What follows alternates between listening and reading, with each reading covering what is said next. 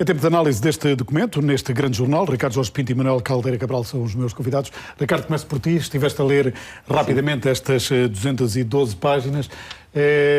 O discurso de Paulo Portas explica tudo ou o documento tem algumas surpresas?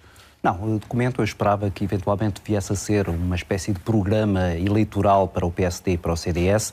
Não é, é muito mais uma síntese daquilo que este governo de coligação fez ao longo dos últimos 2 anos e algumas medidas que me parecem já, essas sim, de campanha eleitoral para as próximas legislativas, nomeadamente aquilo que diz respeito a uma tentativa de diminuir a carga fiscal sobre os portugueses, e isso é apontado já para 2015, ano em que estão previstas as eleições legislativas, e depois também uma tentativa de mexer na Constituição, considerando que a atual Constituição é um entrave fundamental a algumas das medidas que esta coligação considera serem indispensáveis para que Portugal se torne um país economicamente viável. No fundo, introduzir a tal regra de ouro que traria para o interior da Constituição sim. As questões económicas e teria o juiz que olhar para qualquer lei ou para qualquer proposta que pesar também esta questão económica. Sim, e há aqui um piscar de olho ao Partido Socialista, claramente, quer no que diz respeito às tais alterações à Constituição, quer no que diz respeito a essa regra de ouro. O Partido Socialista já disse que não queria a regra de ouro na Constituição. Exatamente, sabendo que o Partido Socialista não vai aceitar nenhuma destas propostas. Provavelmente, ao longo dos próximos dias, vai ter aqui alguma matéria para fazer severas críticas a este documento, embora também fiquemos todos com a sensação de que, na verdade, o Partido Socialista poderia perfeitamente ter apresentado este documento ou até apresentará algo muito semelhante a quando fizer agora uma espécie de Estados Gerais que António José Seguro prometeu para preparar o programa eleitoral para 2015 ou para as próximas eleições legislativas. E, portanto, há aqui um jogo de espelhos que, na verdade, se calhar nesta altura seria absolutamente dispensável. Isto é, este guião de Estado faria todo sentido se tivesse sido apresentado logo no início da legislatura. Agora parece-me não apenas demasiado tarde para o fazer, mas parece-me que algumas das medidas que lá tem são medidas que, do ponto de vista político, podem vir a ser taticamente úteis, mas são, do ponto de vista daquilo que é a reforma do Estado no seu todo, absolutamente inócuas. Manuel Caldeira Cabral, e os 4 mil milhões de corte, como é que ficam com este guião? Há aqui a possibilidade de fazer essa redução na despesa pública? Esse foi talvez um dos aspectos mais estranhos da intervenção do Vice-Primeiro-Ministro. Até hoje, o Governo sempre que falou de reforma do Estado, falou quase exclusivamente de cortes e quase de mais nada. Mas tivemos o Vice-Primeiro-Ministro a dizer que cortes não são reformas, que são coisas diferentes e que até aqui fizemos cortes, a partir daqui precisamos de fazer reformas. Portanto, os 4 mil milhões virão numa reforma? Deu definições semânticas muito interessantes, não se percebeu, nem ele quis acentuar quais destas reformas geram cortes ou geram diminuições de despesa para o futuro. Deixa uma ideia no número de funcionários públicos, diz que temos de ter um Estado adequado à receita que tem. Uma conversa já antiga do menos Estado e mais Estado não me parece errada, a ideia de que é preciso moderar as entradas ou até ir reduzindo o peso da função pública, mas é preciso ter atenção. Eu, aliás, escrevi ontem no Jornal de Negócios exatamente isso, que é preciso ter muita atenção aos quadros superiores da administração pública e à qualidade na administração pública, e que os cortes que se têm feito a continuar criariam um problema de decisão que assim sai muito caro ao Estado. O que me parece desta reforma é que apresenta medidas ou já em curso ou relativamente inócuas, como disse, apresenta outras medidas que lembram um pouco o passado, ou seja, que devem merecer consenso, porque já no governo anterior, no governo de Sócrates, como simplificação administrativa, o Simplex 2 que foi referido, desburocratização, melhor utilização de meios para melhorar o funcionamento do governo. Isto, de facto, muitas destas coisas estavam em curso. O que não se percebe é porque é que tiveram paradas 2 anos e meio. Por exemplo, o licenciamento das atividades comerciais prévio, ou seja, as pessoas poderem abrir atividade e ser depois verificada a sua conformidade com a lei, já estava em vigor com o anterior governo e vinha na cadeia de produção e ser estendido à produção industrial, às empresas industriais, que é mais complicado, porque coloca questões ambientais mais importantes, mas estava já na calha. Foi interrompido, abandonado, deixado a marinar, não se percebe muito bem. O que se percebe é, quer dizer, ao fim de 2 anos e meio, não há aqui nada de muito novo na maior parte destas coisas, e depois há umas medidas muito novas, mas que se percebe que são medidas, a medida para o ensino percebe-se que não vai ser aplicada nesta legislatura, a medida para a segurança social... Admite-se que seja num programa, pelo menos essa é a conclusão que eu chego. Não sei, pode ser Ricardo, já uma preparação de um programa eleitoral, mas... Não, que serão programas muito localizados, serão experiências para depois aplicar ou não numa futura legislatura. Mas se começar no próximo ano escolar, o que já era ser muito rápido, o que estamos a falar é começar quase... Em cima das eleições, exatamente, sem resultados concretos. Há aqui uma espécie de paradoxo, que é este documento é um documento para fora, é um documento para o Governo explicar o que é que está a fazer e o que é que vai fazer, mas na verdade ele parece muito mais uma espécie de cartilha para os ministros seguirem e encontrarem algumas respostas que, do ponto de vista da coerência, o Governo quer agora inserir para criar essa tal alteração de modelo, porque é isso que ali se é proposto, para que depois os tais cortes possam ser feitos em função de alguma coerência e de alguma estratégia. E isso é aqui um bocado paradoxal, porque na verdade este documento, tal como é apresentado, não é um documento estrutural, é até um documento conjuntural. Fala, por exemplo, de como fugir a um segundo resgate e como encarar um programa cautelar. Fala, por exemplo, de como fazer agora uma alteração naquilo que, ou uma diminuição dos gastos nas faturas com o pagamento aos funcionários públicos e como é que depois, mais tarde, se pode devolver o seu poder de compra. Portanto, eu diria que é uma forma de os ministros olharem e encontrarem ali uma linha de rumo que, de alguma maneira, seja consistente com aquilo que em cada um dos ministérios vai ser apresentado. Embora não haja, do ponto de vista temático, para fazer nada. um guião que estamos todos a perceber que não tem coisas muito surpreendentes, não tem a tal mudança necessária? Claro que não. Aliás, parece-me até que este guião surge agora um pouco por pressão externa. Foi uma ideia que o Governo lançou. Eu acho que o Governo teria preferido, o Paulo Portas teria preferido que ele acabasse por desaparecer. Agora ele sabia, até porque a oposição lhe começou a pedir contas sobre isto. Havia ali um compromisso e ele tinha que ser apresentado. Vai ser apresentado por Paulo Portas. O compromisso ficou claro. Claro. E por isso é que este documento, no fundo, tenta ser alguma coisa mais do que aquilo que na verdade é. É apresentado com um tamanho de letra muito grande, muitos espaços, aquilo que os alunos fazem nas escolas um bocadinho para tentar enganar os professores. Tudo isto caberia facilmente em 50 páginas. São ideias que, do ponto de vista ideológico, são perfeitamente consistentes com aquilo que PSD e CDS têm vindo a fazer. É até uma boa maneira de PSD e CDS se entenderem à volta de algumas matérias que até agora dividiam os dois partidos e que, em termos de estabilidade, poderiam ser complicados. Tem essa utilidade se for utilizado internamente. Para consumo externo, eu penso que não haverá muito a tirar deste documento e eu acho que ele rapidamente será esquecido. Na polémica que certamente amanhã vai marcar os jornais e as declarações dos sindicatos, ficará a questão dos funcionários públicos menos, mais bem pagos, mais qualificados e uma flexibilização do vínculo. O que é que isto pode querer dizer? Despedimentos na função pública? Eu penso que poderá querer dizer isso. Eu penso que tratando um pouco a questão, que não o documento, mas a questão um pouco mais a sério, eu penso que é muito importante fazer uma reforma do Estado, era muito importante que o Governo tivesse feito e tivesse aproveitado a oportunidade que teve quando entrou para ter um caminho de reforma do Estado e inserir alguns dos cortes nesse caminho de reforma do Estado, algumas das flexibilizações... Mas para isso é preciso responder uma das questões que eles colocam também neste guião, que é avaliar as funções do Estado.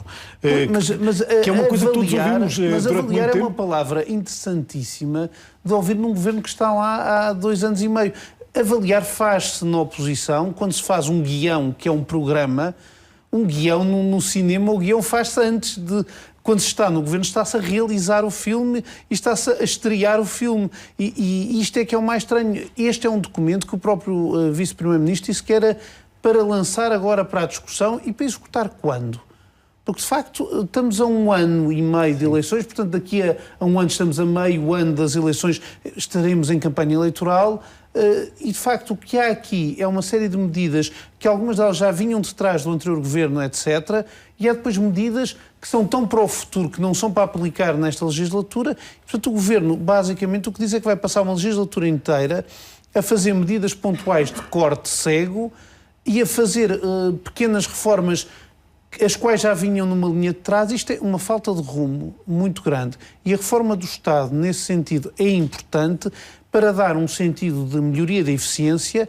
Esta questão que se falámos dos funcionários, há claramente um desequilíbrio nas funções do Estado, principalmente ao nível da administração, e o tipo de funcionários que tem. O Estado tem algumas categorias profissionais que têm pessoas a mais, tem algumas categorias profissionais... Mas para isso é preciso avaliar as funções do Estado. E aí o documento diz que é preciso requalificar, ou seja, o documento abre a porta... também diz isso, que é preciso ter quadros bem pagos e não deixar fugir os melhores quadros. Claro, mas o problema é o que é que o Governo chamou a requalificação, que era uma porta de entrada para o desemprego.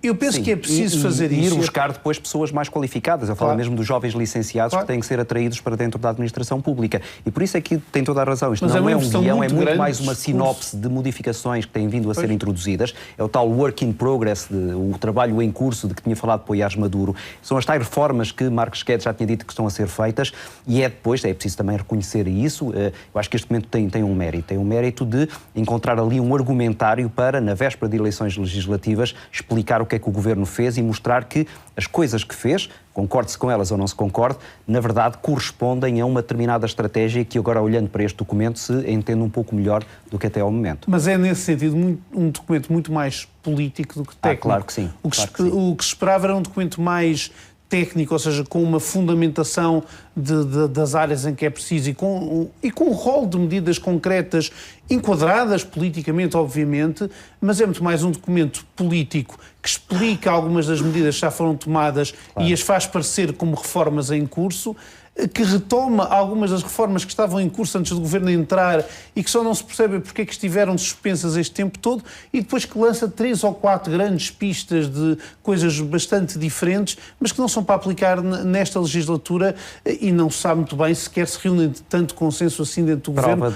Porque este Governo o que tem tido sempre é que quando chega à fase de implementação tem divisões brutais. Em termos de discurso político, muitas vezes consegue ter consenso, mas na fase de implementação depois tem, portanto, não se percebe muito bem se algumas destas coisas são realmente para fazer.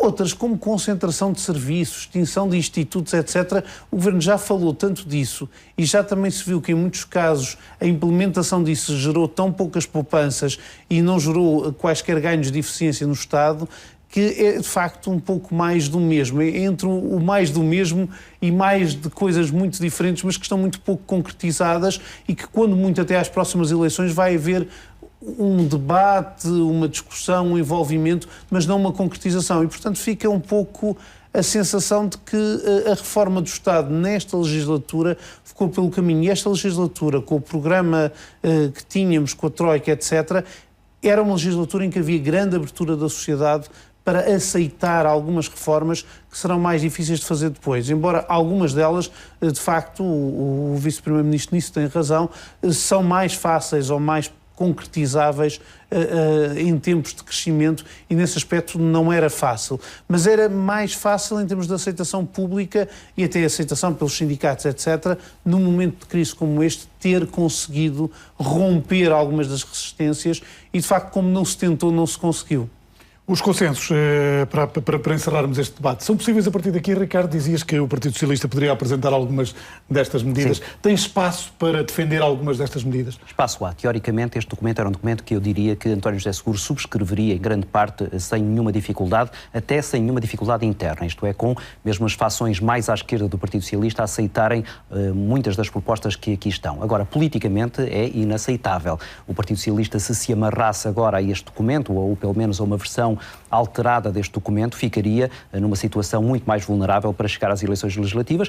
Mais do que isso, António José Seguro ficaria numa situação muito difícil dentro do Partido Socialista para ser candidato a Primeiro-Ministro. E, portanto, eu diria que não há aqui espaço nenhum para esse consenso. Seria a boia de salvação do Governo. A boia de salvação, que Alberto Martins já veio dizer que nunca atirará a este Governo. E isso é compreensível em termos táticos. Portanto, não há aqui nenhum espaço para esse consenso. E por isso é que este documento é, até desse ponto de vista, lúcido, quando não quer fazer ou não propõe a tal reforma muito mais profunda. Porque a reforma profunda teria que ser feita com o Partido Socialista e não há neste momento espaço para a fazer. Claro. E este documento é um documento político, não técnico. Prova disso é que o último parágrafo deste documento fala das fontes e as fontes são o Banco de Portugal, o INE e depois artigos de opinião. Ora, um documento que tem artigos de opinião como fonte é claramente um documento político muito mais do que um documento técnico para ser aplicado, muito menos para percebendo que esta tal reforma do Estado não só já viria tarde demais, como precisaria de um partido, que é o Partido Socialista, que neste momento não está para isso. Manuel, há espaço para consensos? Eu penso que há espaço para consensos em medidas como a desburocratização, como a agilização, como o Estado ser mais amigo dos negócios e da atividade empresarial. E, portanto, eu acho que nesse aspecto, principalmente se tivesse havido trabalho conjunto... Mas acha que o Partido Socialista vai procurar algum destes consensos? Ou pelo menos estar aberto a algum destes consensos? Parece-me que o Partido Socialista já fez até propostas no Parlamento nesse sentido, em alguns aspectos, e estará aberto a negociar ou até a aprovar algumas dessas propostas. O problema é mais a forma como é apresentado o documento, como é fundamentado teoricamente, e a falta de um trabalho técnico. Portanto, não faz muito sentido o Partido Socialista associar-se a um documento que basicamente faz um rol de algumas medidas em curso e de outras que são relativamente consensuais e depois lança grandes temas políticos mais de campanha eleitoral, mas se é um programa de campanha eleitoral e do governo, não faz muito sentido associar-se ao documento. Associar-se às medidas concretas, e por isso é que é preciso ler melhor o documento, porque se calhar aí concordo que se calhar 2/3 das medidas que lá estão são medidas relativamente consensuais ou sobre as quais é possível chegar a um consenso. Até pela forma, se calhar, como são apresentadas, pela abrangência. São também medidas relativamente neutras que qualquer governo, em qualquer altura, teria defendido e que, de facto, o governo de José Sócrates... já estiveram em programas do Partido Socialista. Claro, a organização do Estado, as tais sinergias dos serviços jurídicos, estiveram em programas do governo Sócrates. Essa parte parece-me que claramente não haverá problema em ter consenso com o Partido Socialista, só que essa parte é a parte que não marca este documento. Este documento, sendo um documento político, essa parte é a parte de lastro que esteve lá para atingir as tais 100 páginas, para não parecer que era muito vazio, porque nessa parte não há ainda uma concretização de medidas, e é preciso ler melhor o documento para ver o que é que está e não está concretizado. Na outra parte mais política e das medidas mais ousadas, são medidas que requeriam, então, muita discussão sobre a sua concretização e a sua implementação, e isso requeria um trabalho profundo e, em alguns aspectos, penso que a forma como lá estão colocadas é de uma forma propositadamente ideológica e, portanto, não é de uma forma para conseguir consensos. E isso é pena, ou seja, é pena que na outra parte da reforma do Estado não possa ter havido um trabalho já prévio, não possa vir a haver, mas eventualmente até poderá haver, porque é importante haver estabilidade nessas medidas, e acho que uma das grandes falhas deste governo foi ter abandonado programas como o Simplex, programas como o licenciamento mais facilitado, etc., que vinham do anterior governo, tinham medidas no pipeline para serem aprovadas e foram todas deitadas para o lixo, e algumas agora estão a ser recuperadas uma a uma, mas com 2 anos e meio de atraso. É pena, e eu penso que isso é que o Partido Socialista, quando neste processo em que está a preparar-se para voltar ao governo, não deve fazer. Deve claramente aproveitar o que este documento tiver de positivo e o que outros documentos, como a reforma do IRC, etc., tiverem de positivo, e gerar aí uma visão diferente para a governação, não uma visão de destruir o que está a ser feito, mas uma visão de alterar o que está a ser mal feito, mas aproveitar o trabalho que foi feito e as melhorias sobre as quais houver consenso, então essas, avançar com elas em força. Manuel e Ricardo, obrigado por terem vindo a este grande jornal na RTP Informação, olhar para a notícia que marca o dia, a apresentação do guião da reforma do Estado, que foi feita há pouco, acompanhámos em direto aqui na RTP por Paulo Portas.